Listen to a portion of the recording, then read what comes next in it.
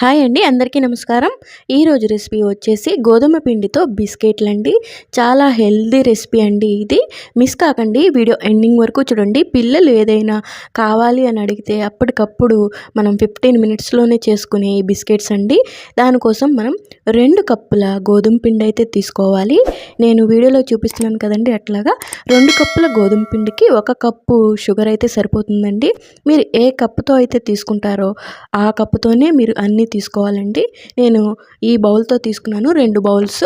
ఒక బౌల్ వచ్చేసి షుగర్ అయితే తీసుకున్నాను. అది మిక్సీ పట్టుకోవాలి షుగరు. ఆ తర్వాత అది మొత్తం మనం ఈ పిండిలో అయితే మిక్స్ చేసుకోవాలి. ఒక పించ్ ఆఫ్ సాల్ట్ అయితే వేసుకోవాలండి. మొత్తం బాగా కలిసేలాగా మిక్స్ చేసుకోవాలి. తర్వాత కొంచెం కొంచెం నెయ్యి వేసుకుంటూ కలుపుకోవాలండి. నేను వీడియోలో చూపించినట్టు నెయ్యి కొంచెం ఎక్కువే పడుతుందండి.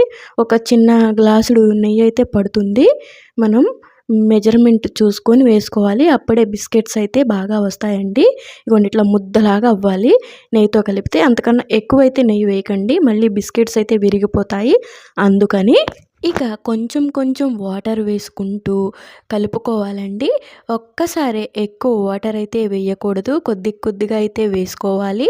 నేను వీడియోలో చూపించినట్టుగా ఇట్లా బాగా కలుపుకుంటే బిస్కెట్స్ కూడా చాలా టేస్టీగా బాగా వస్తాయండి. చాలా మెత్తగా చాలా బాగుంటాయి. పిల్లలకి పెద్దవాళ్ళకి అందరికీ నచ్చుతాయండి.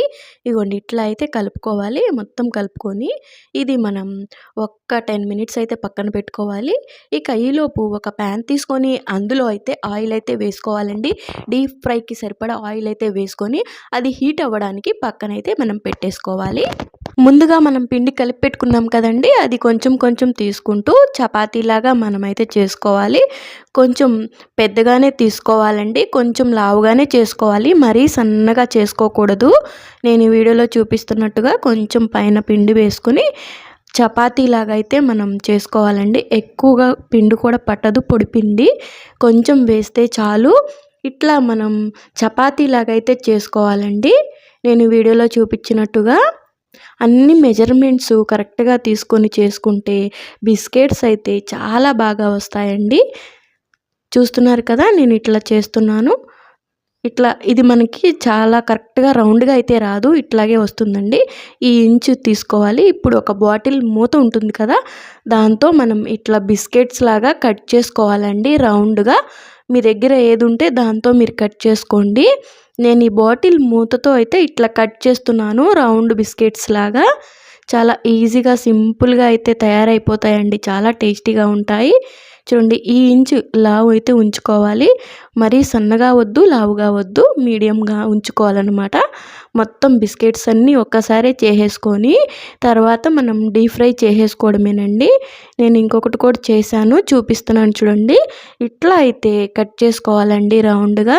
షేపరు ఉంటే మీ దగ్గర దాంతో కూడా షేపర్తో కూడా కట్ చేసుకోవచ్చు, స్టార్ షేపు అట్లాగా. నా దగ్గర అయితే లేదు, నేను అందుకే బాటిల్ మూతతో అయితే కట్ చేస్తున్నానండి రౌండ్గా. ఇట్లా మొత్తం బిస్కెట్స్ అన్నీ చేసేసుకొని పెట్టుకోవాలండి. తక్కువే చేస్తున్నాం కాబట్టి ఒక్కసారి నేను అన్నీ చేసేసి పెట్టేశాను. చూడండి, ఈ మందంగా ఉండాలి, మరీ ఎక్కువ లావుగా కాదు. ఇక ఇప్పుడు ఆయిల్ హీట్ అయిన తర్వాత ఇది మీడియం ఫ్లేమ్లోనే ఉంచి మనం బిస్కెట్స్ని నిదానంగా వేపుకోవాలి. ఆయిల్లో వేసిన వెంటనే కదపకూడదండి. అట్లా కదిపితే మళ్ళీ బిస్కెట్స్ విరిగిపోయే ఛాన్స్ అయితే ఉంటుంది. అందుకనే కొంచెం అవి వేగిన తర్వాతే మనం కదపాలండి. మనకి సరిపడానే వేసుకోవాలి, ఎక్కువ వేసుకున్నా కూడా గ్యాప్ లేకపోవడం వల్ల విరిగిపోతాయి. మనం బిస్కెట్స్ ఫ్రై చేసేటప్పుడు చాలా కేర్ఫుల్గా ఉండాలండి, లేదంటే విరిగిపోయే ఛాన్స్ అయితే ఉంటుంది. చూడండి, ఈ వీడియోలో చూపిస్తున్నాను కదా, అట్లాగా మీడియం ఫ్లేమ్లోనే ఉంచుకొని బిస్కెట్స్ అన్నీ ఫ్రై చేసుకోవాలి. చూడండి ఫ్రెండ్స్, ఒకవైపు కాలిన తర్వాత రెండో సైడ్కి అయితే టర్న్ చేసుకోవాలి. బిస్కెట్స్ వేగేటప్పుడు మెత్తగా ఉన్నాయి అనిపిస్తుంది, కానీ చల్లారిన తర్వాత క్రిస్పీగా చాలా బాగా అయితే వస్తాయండి. మనం వేపుకునేటప్పుడు ఇట్లాగే అనిపిస్తుంది, మెత్తగా ఉన్నాయి ఏంటి అని చెప్పి. ఫస్ట్ టైం చేసే వాళ్ళకైతే అయ్యో సరిగ్గా రాలేదేమో అనిపిస్తుంది. అదేం ఉండదండి, చల్లారిపోయిన తర్వాత చాలా బాగా క్రిస్పీగా అయితే వస్తాయండి. చూడండి, వేగిపోయాయి. చాలా బాగా కలర్ఫుల్గా అయితే ఉంటాయి. తినడానికి కూడా చాలా టేస్టీగా అయితే ఉంటాయండి.